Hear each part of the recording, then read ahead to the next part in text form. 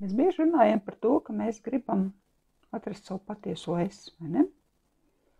Un dažādas prakses, kas tā kā palīdz mums pietuvināties pie sava patiesā es.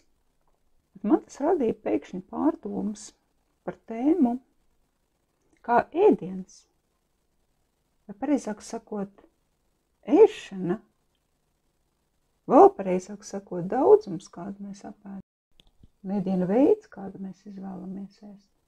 Vai tas mūs pietuvina pie mūsu patiesā es un dzīves patiesībā vai attālina?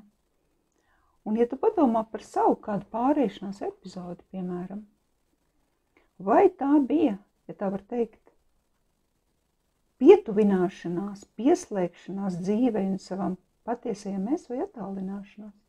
Un tā visdrīzāk ir tāda atslēgšanās. Ja mēs tā kā salīdzinām varbūt ar alkoholu, tad ir vieglāk saprast, ka alkohols tā kā atslēdz mūs no tās dzīves. Bet bieži vien arī pārēšanās, tā kā atslēgšanās no dzīves, jo mēs vairs nevaram pilnībā pieslēgties, mēs jūtamies fizioloģiski slikti, mēs jūtamies mentāli, emocionāli slikti. Tātad ēdiena izvēle un ēšanas veids un ēšanas rezultāts, kas ir pārēšanās, kā atslēgšanās no dzīves un līdz ar to arī attālināšanos no tava pašreizējā es un no tava vēlama augstākā es, patiesā es.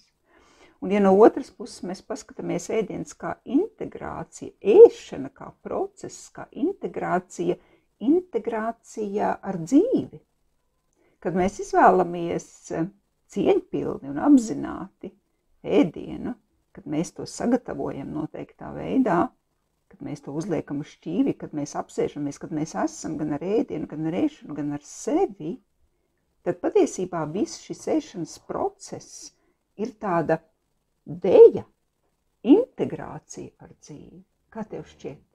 Un kāds tad ir tas rezultāts, kad mēs esam cieņpilni un apzināti bijuši klāt visā tajā procesā, un mēs tādā veidā miedarbojamies un savienojamies caur ēdienu ar sevi un pēc tam ar pasauli.